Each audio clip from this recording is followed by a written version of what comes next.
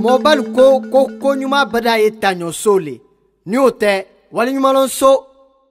C'est l'histoire d'un village situé au bord d'un fleuve dont il porte le nom, Bafilabé. Dans le fleuve Bafilabé vivait un hippopotame génie, Mali. Mali comprenait le langage des hommes. Mali était le génie protecteur du village car il avait scellé il y a longtemps un pacte avec le premier homme qui avait osé s'installer là. Les hommes et les femmes vénéraient Mali. Le fleuve ne tarissait jamais grâce à lui. Le village ne manquait jamais d'eau et de poissons grâce à lui.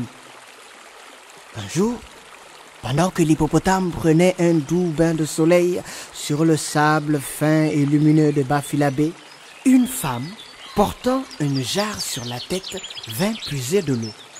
Elle était seule et triste, parce que rejetée de tous dans le village, parce que n'ayant jamais eu d'enfant après plusieurs années de mariage. Et soudain, l'hippopotame parla. « Femme de bonne famille, que la bénédiction des ancêtres soit sur toi. Je voudrais t'offrir le bonheur d'être mère, mais à une condition. Que tu acceptes les liens d'amitié que je voudrais avoir avec la fille que tu enfanteras. » La femme accepta, mais à condition que sa fille n'épouse jamais l'hippopotame. Le pacte fut conclu et la parole scellée.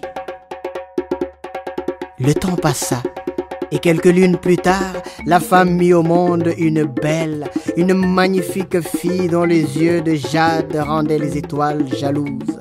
On l'appela Sadio. Sadio était belle.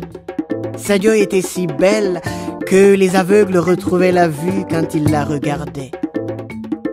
Sadio était si belle que devant son sourire, les fleurs s'épanouissaient. Sadio était si belle. Le temps passa et la petite fille devint une jolie adolescente. La femme présenta sa fille à Mali comme promis.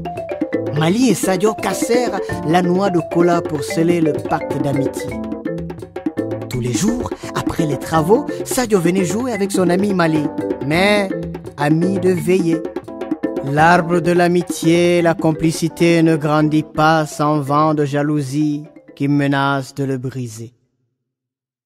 Dans le village, l'amitié de Mali et Sadio était l'objet de commérages, de moqueries de toutes sortes. Certains racontaient qu'il se passait des choses étranges entre les deux. Le temps passa et Sadio atteignit l'âge de se marier. Son père accorda sa main à un homme, un chasseur, le plus grand chasseur de la région. Ô parole qui scelle, ô pacte qui fixe, un pacte est un pacte. Sadio continua d'aller voir son ami Mali. La puissance du vent de jalousie frappait le mari. Celui-ci ne chassait plus, il ne dormait plus, il ne mangeait plus. Un jour, il s'en alla voir la sorcière du village. Elle lui fabriqua une balle magique. Il prit son fusil et le chargea de la balle magique. Ô folie qui gratte, ô égarement qui pousse sur des sentiers dangereux. Le soleil était au zénith. L'hippopotame prenait son bain quotidien de soleil. Il ne se doutait de rien. Et d'un geste,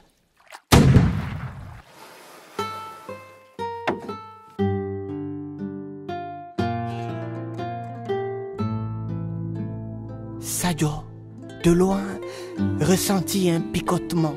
Son cœur frappait sa poitrine. La peur retourna son ventre.